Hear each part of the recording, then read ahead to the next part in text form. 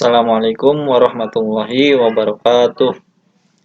Alhamdulillahirabbil alamin wa bihi nasta'in wa ala umuri dunya waddin. Wassalatu wassalamu ala sayyidina Muhammadin. Amma ba'du.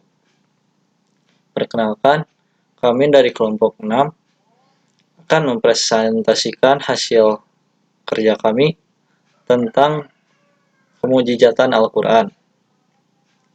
Di sini kami beranggotakan 4 orang, di antaranya saya Muhammad Romi Awaludin, Apep Nuryaman, Sylvia Jahra Sahidah, dan Noni Nopianti.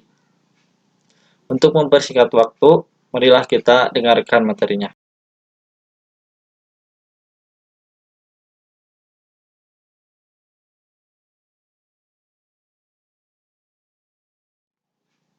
Untuk materi yang pertama akan disampaikan oleh saya sendiri tentang pengertian Ijazul Quran.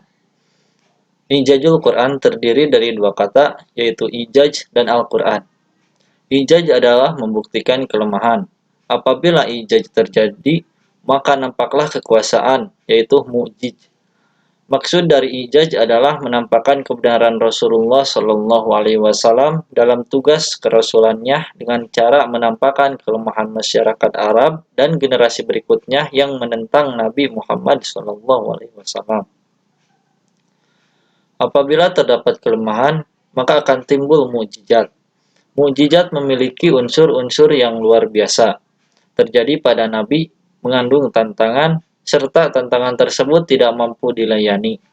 Jadi, Ijazul Quran bermakna bahwa Al-Quran merupakan mukjizat yang diberikan oleh Allah Subhanahu wa Ta'ala kepada junjungan kita, Nabi Muhammad Shallallahu Alaihi Wasallam. Sedangkan menurut pendapat ulama, yaitu Abu Ishaq Ibrahim Al-Nizam dan pengikutnya dari kaum Syiah berpendapat bahwa kemujizatan Al-Quran adalah dengan cara sirfah. Maksudnya ialah bahwa Allah memalingkan orang-orang Arab yang menentang Al-Quran, padahal sebenarnya mereka mampu untuk menghadapinya. Pendapat ini merupakan pendapat yang salah. Satu golongan ulama berpendapat bahwa Al-Quran itu bermukjizat dengan balaghahnya yang mencapai tingkat tinggi dan tidak ada bandingannya, dan ini adalah pendapat ahli bahasa. Sebagian yang lain berpendapat bahwa segi kemujizatan Al-Quran adalah karena mengandung padi yang sangat unik dan berbeda dengan apa yang dikenal dalam perkataan orang Arab pada umumnya. Golongan yang lain berpendapat bahwa Al-Quran itu kemujizatannya terletak pada pemberitaannya tentang hal-hal gaib yang telah lalu dan yang akan datang yang tidak ada seorang pun yang tahu. Satu golongan berpendapat bahwa mukjizat Al-Quran itu terjadi karena ia mengandung berbagai macam ilmu hikmah yang dalam. Sekian yang dapat saya sampaikan. Untuk materi selanjutnya akan disampaikan oleh rekan-rekan saya.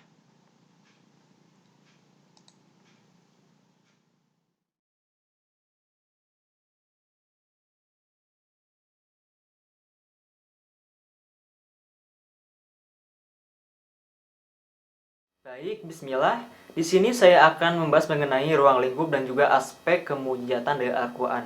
Golongan Mu'tazilah berpendapat bahwa kemujizatan itu berkaitan dengan keseluruhan Al-Quran itu tersendiri, bukan dengan sebagiannya atau dengan setiap suratnya. Sebagian ulama berpendapat, sedikit atau banyaknya dari Al-Quran itu merupakan mukjizat tanpa harus satu surat penuh. Namun ulama yang lain juga berpendapat kemujizatan itu cukup hanya dengan satu surat sekalipun pendek, baik satu ayat atau beberapa ayat. Nah, kemudian aspek kemujizatan dari Al-Quran. Al-Quran mempunyai gaya bahasa yang khas, yang tidak dapat ditiru oleh siapapun, bahkan para sastrawan Arab sekalipun.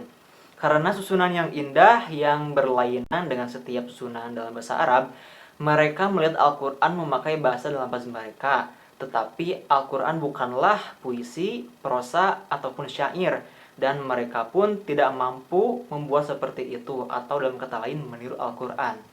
Al-Quran dalam uslubnya atau dalam gaya bahasanya yang menakjubkan mempunyai beberapa keistimewaan. Di antaranya yang pertama, kelembutan Al-Quran secara lafaz yang dapat terdapat dalam susunan suara dan keindahan bahasanya.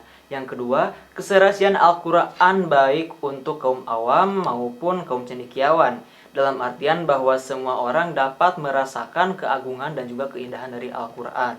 Nah, yang ketiga, sesuai dengan akal dan juga perasaan kita, di mana Al-Quran itu memberikan doktrin pada akal dan hati, serta merangkum kebenaran dan juga keindahannya sekaligus. Yang keempat, keindahan dalam kalimat serta beraneka ragam bentuknya, yaitu satu makna diungkapkan dalam beberapa lafaz dan susunan yang bermacam-macam yang semuanya indah dan juga halus. Nah, yang terakhir, yang kelima, Al-Quran mencakup dan memenuhi persyaratan antara bentuk global atau ijmal dan bentuk yang terperinci atau tafsil. Sekian dari saya, terima kasih.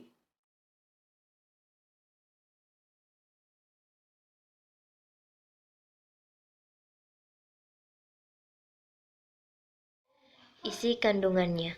Dilihat dari isi kandungannya, kemujizatan Al-Quran dapat dilihat dari beberapa hal, yaitu yang pertama, Al-Quran mengungkapkan berita-berita yang bersifat goib.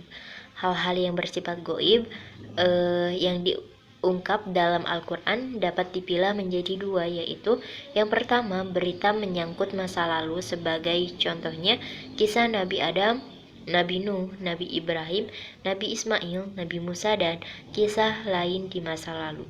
Kedua, berita tentang peristiwa yang akan terjadi baik di dunia maupun di akhirat. Difirmankan Allah Subhanahu wa taala dalam Quran surah Ar-Rum ayat 1-3 yang artinya Alif Lam Mim, bangsa Romawi telah dikalahkan di negeri yang terdekat dan mereka setelah kekalahannya itu akan menang.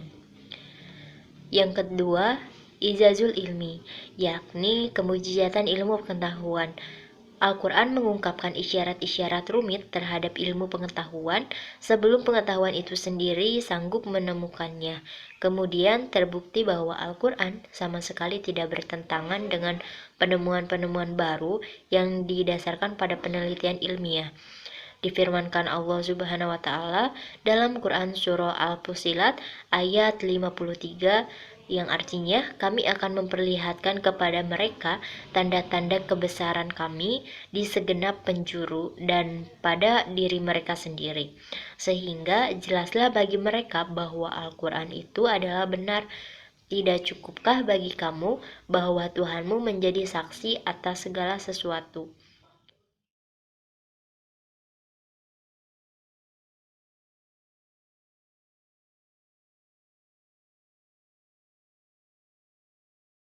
Banyak ayat Al-Quran yang mengungkapkan isyarat tentang ilmu pengetahuan seperti terjadinya perkawinan dalam tiap-tiap benda, perbedaan sidik jari manusia, berkurangnya oksigen di angkasa, khasiat madu, asal kejadian alam semesta, penyerbukan dengan angin, dan masih banyak lagi.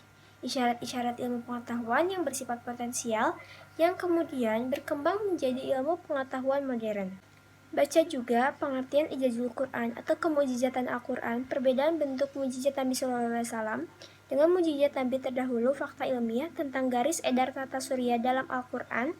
Salah satu isyarat ilmu pengetahuan tersebut adalah mengenai perbedaan sidik jari manusia. Firman Allah Subhanahu wa taala, apakah manusia mengira bahwa kami tidak akan mengumpulkan atau kembali tulang belulangnya? Bahkan kami mampu menyusun kembali jari jemarinya dengan sempurna. Quran Surat Al-Qiyamah ayat 3 dan 4. Al-Quran memberikan aturan hukum atau undang-undang yang bersifat universal, mencakup segala urusan hidup dan kehidupan manusia. Secara lebih rinci, Said Husin Al-Munawar memberikan rumusan mengenai aspek-aspek kemujizatan Al-Quran sebagai berikut. A. Susunan bahasa yang sangat indah, berbeda dengan setiap susunan bahasa yang ada dalam bahasa orang-orang Arab. B. Adanya uslub yang luar biasa, berbeda dengan semua uslub-uslub bahasa Arab. C. Sifat agung yang tidak mungkin lagi seorang makhluk untuk mendatangkan hal yang sepertinya Al-Quran. D. Bentuk undang-undang yang detail dan sempurna yang melebihi setiap undang-undang buatan manusia. E. Mengabarkan hal-hal gaib yang tidak bisa diketahui kecuali dengan wahyu. F. Tidak bertentangan dengan pengetahuan umum yang dipastikan kebenarannya. G. Menepati janji dan ancaman yang telah dikabarkan di dalamnya. H. Memenuhi segala kebutuhan manusia. I. Berpengaruh kepada hati pengikut dan musuh atau orang yang menentang.